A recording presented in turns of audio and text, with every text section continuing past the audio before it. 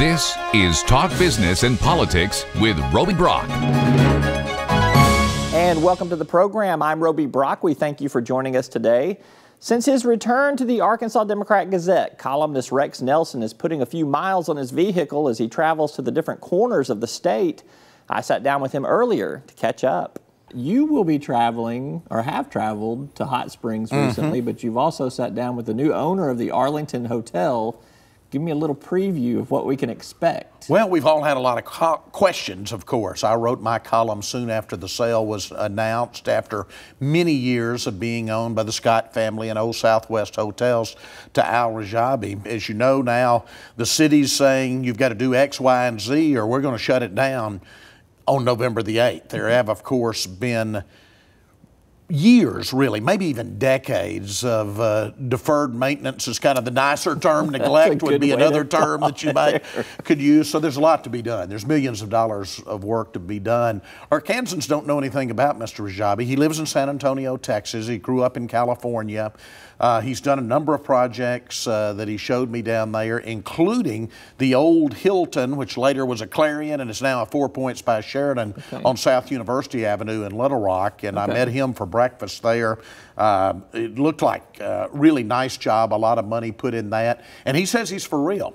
His history, Roby, is as a flipper, buying distressed properties, going in, fixing them up, and then selling them for a profit. He tells me, and we will see, he tells me the Arlington he's fallen in love with, he's not a flipper when it comes to the Arlington. He's fully committed to it and doing millions of dollars of renovation. Wow. Well, we will see if he puts his money where his mouth is, exactly. Won't we? So I got a feeling that at least one reporter in this state is going to hold his feet to the fire on what he's promised. Well, as we talked about before, it's the most iconic privately owned building in the state. I can't think of another privately owned building. Everything I think of, State Capitol, Old Main at Fayetteville, they're all in the public sector. Yeah. I think that's our most iconic privately owned structure. Let's turn our attention to El Dorado, another place you have been recently. Lots happening with this arts district that the leaders in El Dorado want to do. You've sat down with Claiborne Deming and Madison Murphy, two of the biggest names in El Dorado in terms of business and community and making things happen. Are people going to go to El Dorado for these arts, these concerts, all of this activity? I think once they see this facility, I think people will travel. And one of the things that Madison and Claiborne were pointing out to me when I sat down with them in El Dorado is that people in South Arkansas, North Louisiana, because a lot of small towns, you do have to travel a long way. They're used to traveling. They're hoping, with the names that they're going to be drawing into town, to draw actually from a four-state area, South Arkansas, North Louisiana, East Texas, and even West Mississippi, where they're located, and make that a real regional attraction, a regional arts and entertainment capital. Now, I use the word audacious in a story I'm writing. I think it's an audacious gamble, but a lot of people think this is the last best hope to turn around that population loss that we've been seeing actually for decades in that part of South Arkansas. Yeah, and the reason I kind of asked, are people really going to travel there, is because it is difficult to get to El Dorado, Arkansas. I mean, it's not an easy drive. Madison Murphy was very upfront in pointing that out, says we're not on an interstate. Of course, he's a former chairman of the State Highway Commission, so we are seeing a lot of four-laning done between Little Rock and El Dorado now. But he says we're not on an interstate. We don't have adequate air service here either. But he thinks if the shows are big enough, if the venues are nice enough, that people will come. And I can tell you, both the indoor venues and the outdoor amphitheater, what I saw, they're going to be amazing. Yeah, well, there's no doubt about that.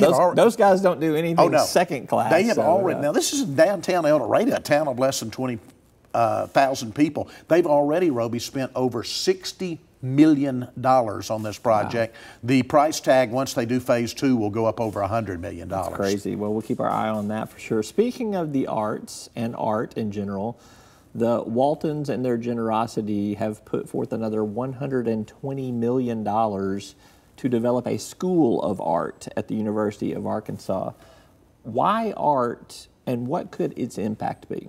Wow, you know, talking about more than $100 million, as I just said about El Dorado, here we go again, more than $100 million to the University of Arkansas. You'll remember that big gift a number of years ago when I was still in the governor's office was $300 million, but that was kind of the university as a whole. This is just to change the Department of Art into a school of art.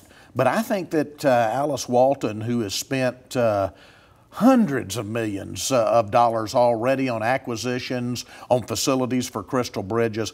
I think she has that vision of Northwest Arkansas becoming the art capital of mid-America, and this is the next step in that vision, and it's kind of a logical step to train students who hopefully will stay there, be artists, open galleries, be curators of galleries, whatnot. I think it continues to take Northwest Arkansas to a whole new level. I think that there is a creative economy component to this too. Absolutely. So you may not just be a person that paints up there. You may be more interested in design as a student of art, and that is an important kind of component of where we're seeing new jobs that are being created in America and really around the world, and where you also see a lot of millennial attraction, which is happening in Northwest Arkansas. Yeah, and this kind of simplifies things, but I wrote a column a few years back that I called the 3 revolutions, and that was kind of what happened in Northwest Arkansas.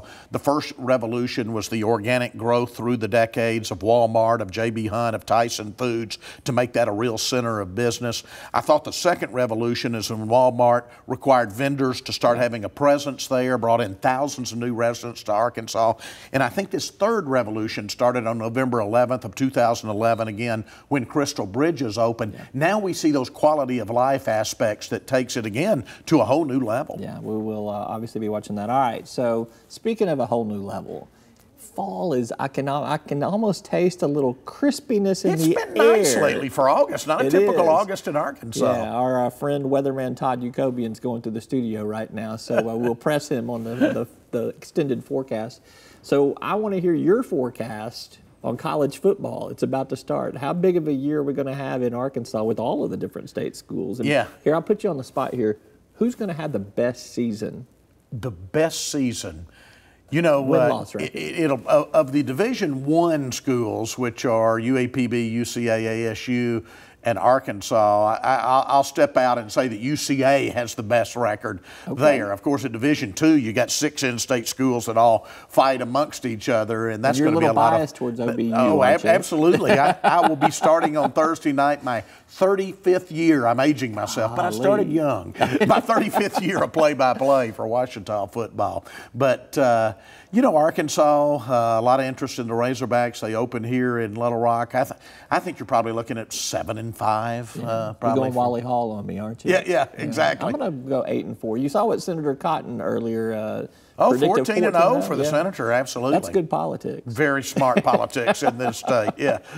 All right, well, we will talk some more football, I predict, in our conversations over the next few weeks. Always good to have you with us, Rex. Thanks, Roby. Always fun. That's Arkansas Democrat-Gazette columnist Rex Nelson. Now, Rex took off one of his hats this past week. He stepped down as the chairman of the Political Animals Club of Central Arkansas. Our old friend Shane Broadway, former Speaker of the House and state senator, is now taking over those duties. We'll be talking to him next week.